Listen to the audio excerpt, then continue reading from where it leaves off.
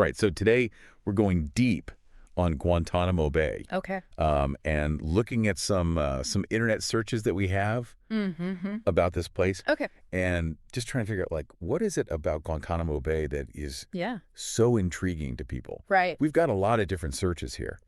Some are very straightforward, like Guantanamo Bay. Okay. We've got some that are hinting at maybe some current events, like Trump Guantanamo. And then we have some really weird ones, like Lake and Riley Act summary. Interesting. Like, what is that all about? Yeah. So clearly this place is more than just a dot on the map. Yeah. So what do you think? Like, what's the pull here? I think it's that Guantanamo Bay is this really interesting place in our kind of collective consciousness. Most people have heard of it, but very few people actually know anything about it.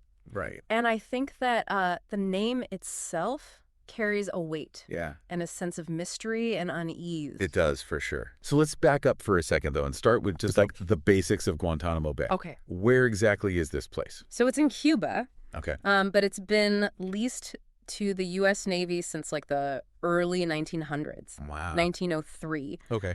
So it's this really strange geopolitical anomaly. Yeah. Where we have this like 45 square mile chunk of Cuba that's been under U.S. control for over a century. It's crazy. Yeah. Okay, so not your typical U.S. territory. No. And I think most people, when they hear Guantanamo, they think about the detention camp. Right.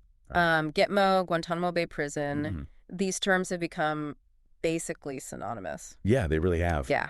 But we're seeing from these searches that it's more than that. More than that, yeah. Like there's Guantanamo is also a functioning naval base. Right. And Guantanamo Bay Naval Base has been around longer than the detention camp. Oh, wow. Okay, interesting. Yeah. So speaking of the detention camp, we've got some searches here that are tying Trump and Guantanamo together. Okay. So did his administration actually change anything there? That's a good question. Yeah. I remember there was a lot of talk. Right. Trump, he promised to load it up with bad dudes. Right. But despite that really strong rhetoric, no new detainees were actually sent there during his presidency. Huh. Okay, so more bark than bite. Yeah, I think his biggest impact was that he reversed Obama's executive order to close the camp. Okay. And that solidified its continued operation. Gotcha. So more of a symbolic impact than practical one. Yeah. Okay. Yeah. And then there's this one search that I'm just like, I don't even, Lake and Riley Act summary. Right. What is the connection to Guantanamo? This is a strange one, right? It's so weird. So the Lake and Riley Act is focused on child pornography. Okay. Making sure that victims have legal recourse. Okay. A connection to Guantanamo is strange. Yeah. But I think it probably stems from legal challenges that were brought forth on behalf of detainees who were minors when they were captured and sent to Guantanamo. Oh, wow. Yeah. That's a whole other... It's a whole other... Can of worms. Can of worms. Yeah. Okay. So we've also got some searches for DHS. Right. Department of Homeland Security. Yeah. What's their role in all of this?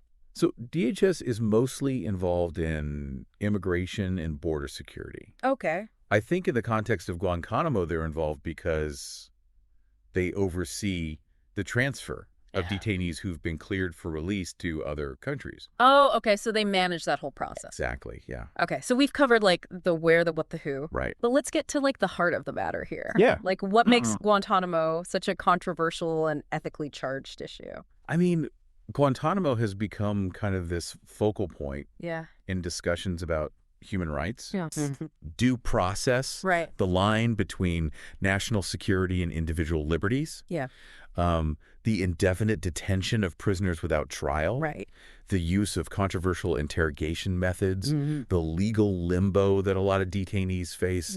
All of these things have drawn really sharp criticism from human rights organizations. Of course. Yeah. Yeah. It's like Guantanamo forces us to confront these really uncomfortable questions about how we balance security with human rights. Exactly. Especially in the context of, the war on terror.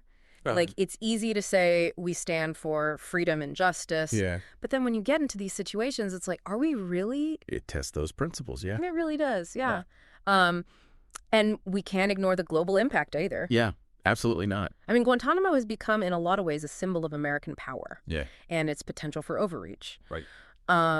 It's been used as a recruiting tool by extremist groups and continues to fuel anti-American sentiment. Yeah, around the world. It's really become this lightning rod for all of these issues. It really is. It's amazing how this one place, Guantanamo, has become shorthand for such complex and weighty issues. It's the power of place names, right? They become loaded with meaning. They carry the weight of history, trauma, political baggage. Guantanamo is more than just a location. It's this symbol.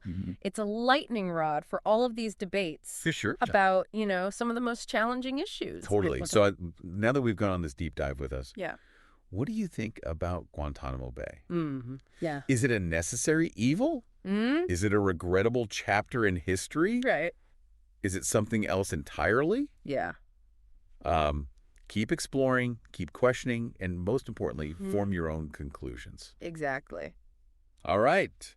That's it for our deep dive on Guantanamo Bay. Thanks for listening, and we'll see you next time. See ya. Bye. Today is your lucky day. Today is the day that our $3 website works for you, paying you directly to your PayPal daily. Imagine $3 ongoing continuous payments to your PayPal account. Imagine falling asleep and waking up to $300 in your PayPal account. How would this make you feel? How could this help you? What bills could you pay? What kind of fun could you have? What does that retirement look like now? All for a one-time payment of $3. This website is DFY done for you, fully built and completely hosted, and never stops collecting payments for you.